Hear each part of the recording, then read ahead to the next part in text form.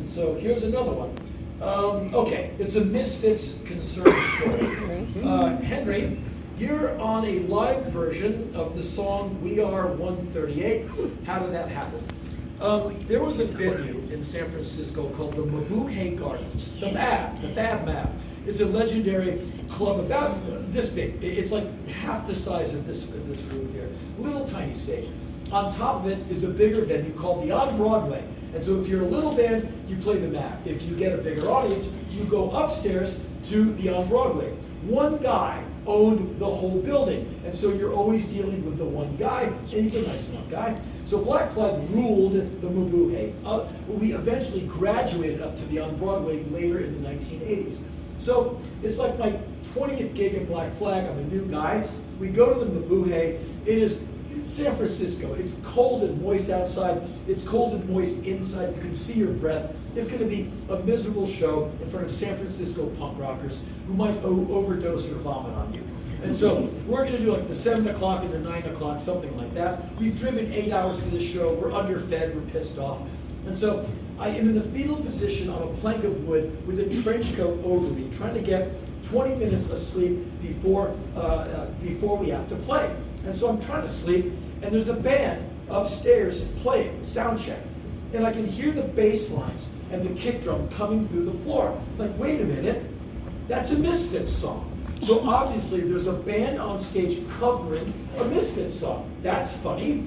And then I hear another Misfits song. I'm like, okay, this band obviously knows some Misfits songs. By the third Misfits song, I'm like, okay, I'm curious. So I knew I could cut up the fire escape and go to the backstage area of the On Broadway and walk out from behind the stage on that side. And so I come through the fire escape, I walk around that side of the stage to see what band is covering Misfits songs. I get to about there, it's the freaking Misfits standing on stage.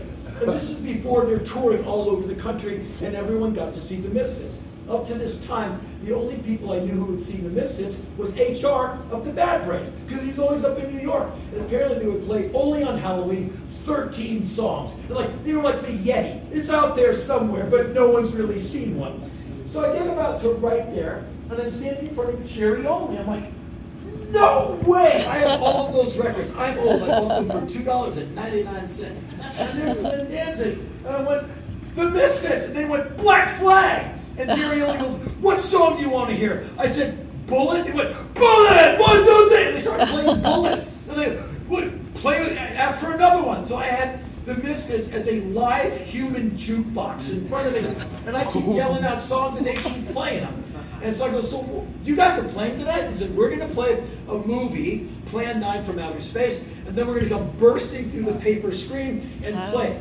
We're scheduled to go on after you guys, so we don't have noise problems. And so we go on early, and then we get off stage. I run upstairs through the fire escape to watch the Misfits. Are you kidding? And they come bursting through the screen, and they look like $1 million in prizes, like they're all intense.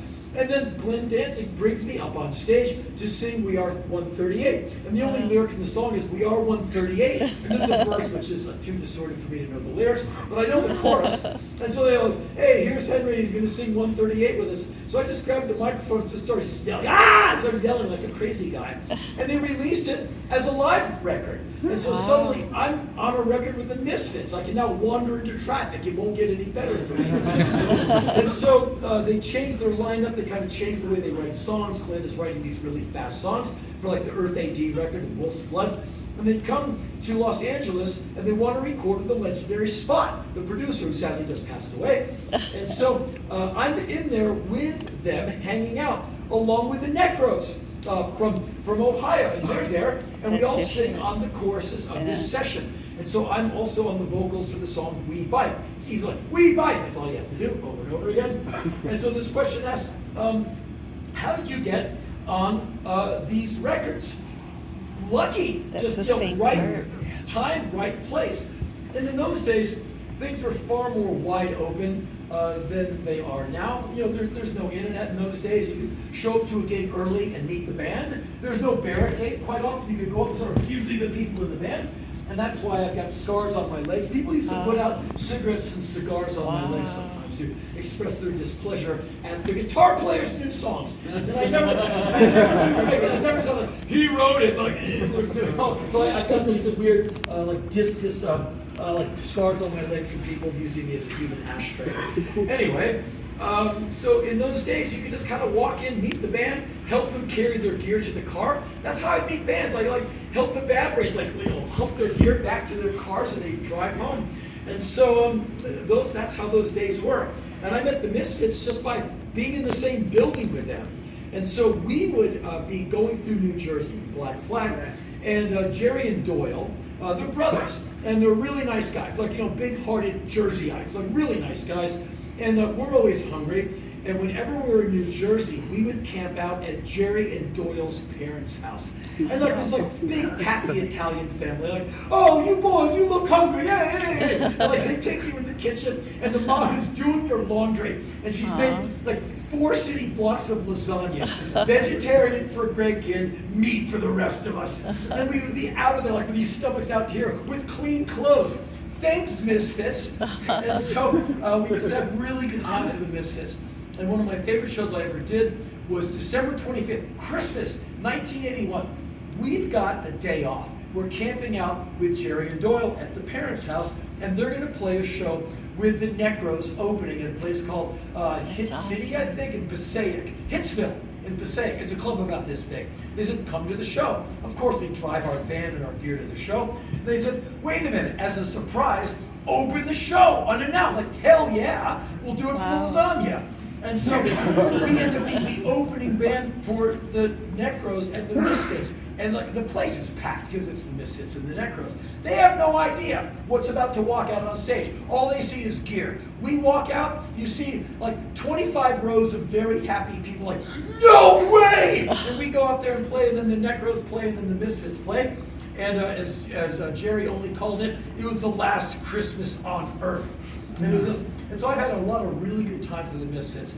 Summer 1982, we're again camping out there, and they had band practice in the basement of Jerry and Doyle's parents' house. Now, Robo, Black Flag, is on drums.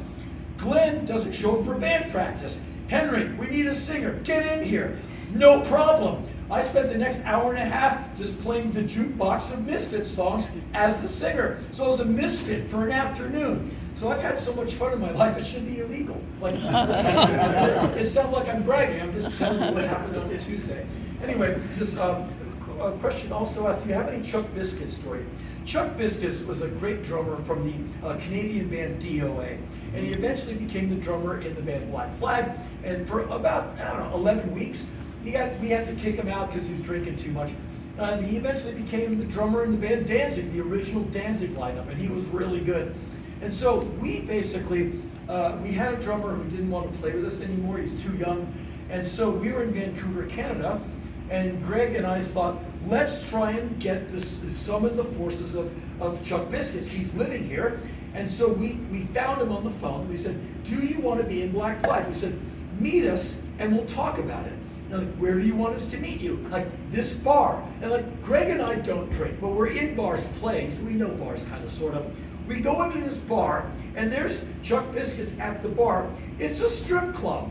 I like naked women, I guess, it's fantastic, but not in this way.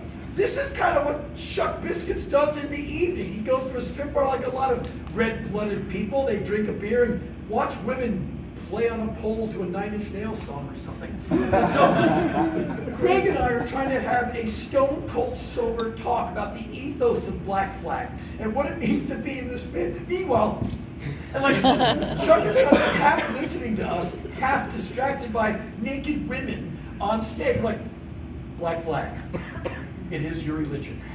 Like, if you are uploaded into our infrastructure, you'll become a drumming, killing force. And like, son, listen to us. We're trying to give you the propaganda. And so we had this insane meeting with breastises, beer, and rock and roll, and our intensity. And so he became a member of our band. And I've seen a lot of really good drummers in my life. I've been lucky. I've never seen anything like Chuck Biscuits in my life.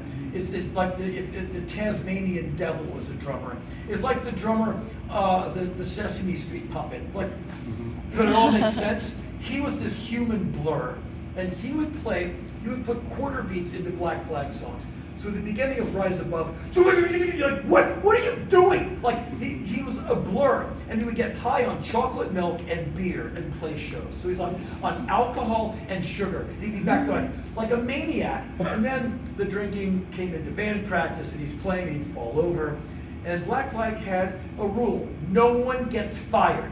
But then he had to fire Chuck because he's inoperable. And so Greg and Chuck went, well, someone's got to fire Chuck Biscuits. And I'm like, you guys don't have the stones to do it. You're the adults, this is your band, and you won't do it. So I have to do it? They're like, no, yes. And so he was staying with some woman somewhere, and I called him. I said, Chuck, man, we love you, but it's not working out. He goes, I know. I knew this call was coming. And he retreated back up to Vancouver, and years later, he's playing with Danzig. And then I guess that went away. And it's interesting that you asked this question, because I was thinking about Chuck Biscuits and what he's up to and where he is about 5 hours ago. You know, I was thinking, I'm like, God, what is he up to, man? And I don't know. I have no idea. I heard he got married, and that didn't go so well, and he had some issues with drugs, and he got over it. I have no idea. Those Canadian guys are all maniacs. Okay.